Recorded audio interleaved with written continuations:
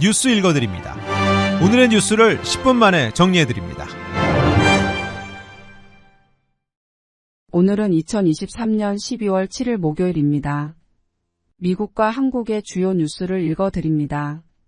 어제 네바다 주립대학 라스베거스 캠퍼스에서 총격 사건이 발생해 3명이 숨지고 1명이 중상을 입었습니다. 용의자는 경찰과 총격전 끝에 현장에서 숨졌습니다. AP통신은 용의자가 이 대학에 취업하려다가 실패한 대학 교수라고 보도했습니다. 당국은 용의자와 사망자 등 피해자 신원, 총기, 범행 동기는 구체적으로 언급하지 않았습니다. 언론은 사법당국 관계자를 인용해 용의자가 최근 대학에 지원했고 노스캐롤라이나주 소재 이스트캐롤라이나 대학에 근무한 적이 있는 교수라고 전했습니다. CNN도 용의자가 노스캐롤라이나와 조지아주에 연고가 있는 67세 교수라고 보도했습니다. 지난 5일 치러진 조지아주 브룩헤이븐 시장 결선 투표에서 한인 존박 후보가 57.6%의 득표율로 상대 후보인 로렌 키퍼를 꺾고 시장 당선을 확정지었습니다. 존박 당선자는 한인 집중 주거 지역인 조지아는 물론 미국 동남부 지역 최초의 한인 시장이 됐습니다. 존박 당선인은 당선 확정과 함께 지지해준 모든 이들에게 감사하다며 우리는 시의 발전 방향에 대한 구체적이고 실현 가능한 비전을 가지고 있다고 덧붙였습니다. 존박 당선자는 지난 2014년 보궐선거를 통해 브룩헤이븐 이 지역구 시의원에 당선됐습니다. 이후 올해까지 9년간에 걸쳐 3번 연임하며 시의회에서 가장 오래 일한 시의원으로 기록됐습니다. 연방 하원 다수당인 공화당이 조 바이든 대통령에 대한 탄핵 조사를 공식 승인하는 것을 골자로 한 결의안을 오늘 발의했습니다. 이번 결의안이 채택되면 현재 하원 법제사법감독세입위원회 등 3개 위원회에서 진행하고 있는 탄핵 조사를 공식화하게 됩니다. 앞서 지난 9월 케빈 메카시 당시 하원 의장은 하원 본회의 표결 없이 의장의 직권으로 3개 위원회의 바이든 대통령 가족에 대한 탄핵 조사를 지시했습니다. 이후 이들 위원회에서 탄핵 조사를 진행해 왔으나 큰 진전은 없었습니다. 탄핵을 위해 꼭 필요한 절차는 아니지만 공화당은 바이든 대통령 탄핵의 정당성을 확보하고 내년 대선을 앞두고 정치적인 공세를 펼치기 위해 이런 절차에 나선 것으로 분석됐습니다. 현재 하원 의석수는 공화당 221석, 민주당 213석으로 공화당에서 4표 이상 이탈표가 나오지 않으면 결의안은 채택됩니다.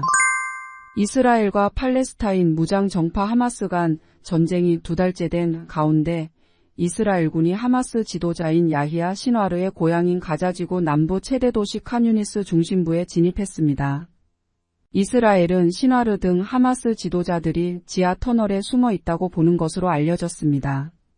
문제는 수십만 명에 이를 것으로 추정되는 이 지역 내 팔레스타인 민간인들로 시가전이 본격화하면 인명피해가 클 것으로 국제사회는 우려하고 있습니다.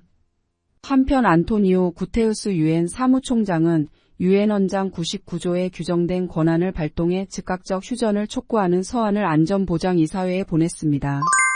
한국 뉴스입니다. 국민의힘 혁신위원회가 예정된 기간도 다 못 채우고 결국 끝났습니다. 인요한 혁신위원장은 절반의 성공이라고 스스로 평가했습니다. 인요한 국민의힘 혁신위원장이 혁신위 활동 종료를 선언했습니다. 혁신위는 이준석 전 대표 등에 대한 징계 철회를 빼고 이렇다 할 성과를 못 낸 채 42일간의 일정을 마감했습니다. 인요한 위원장은 정치가 얼마나 험난하고 어려운지 알아볼 수 있는 기회를 주셔서 많이 배우고 나간다고 말했습니다. 6가지 혁신안은 다음 주 지도부에 보고될 예정입니다. 민주당 전당대회 돈봉투 사건의 수혜자로 지목된 송영길 전 대표가 검찰에 출석했습니다.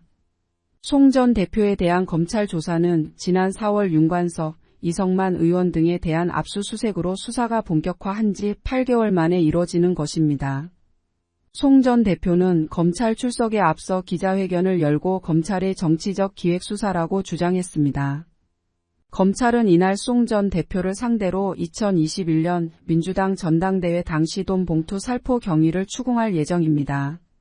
검찰은 송 전 대표가 2021년 5월 민주당 당대표로 선출되는 과정에서 자신의 경선 캠프 소속 인사들이 현역 민주당 의원 20여 명과 지역상황실장, 지역 본부장 등에게 총 9,400만 원을 뿌리는데 관여한 것으로 보고 있습니다.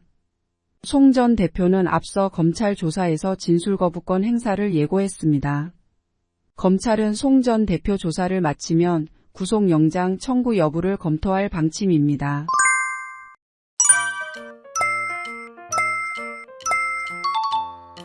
끝으로 날씨입니다. 남가주 지역 일부 지역 구름 끼겠습니다. LA와 오렌지 카운티 밤 최저기온은 49도 예상됩니다. 벨리와 인랜드 엠파이어 지역 오늘 밤 최저기온은 41도 보이겠습니다. 해안가 지역은 밤 최저기온 49도 예상됩니다. 산간 지역 밤 최저기온은 24도, 사막 지역 밤 최저기온은 31도 보이겠습니다. 오늘의 뉴스 읽어드렸습니다. 고맙습니다.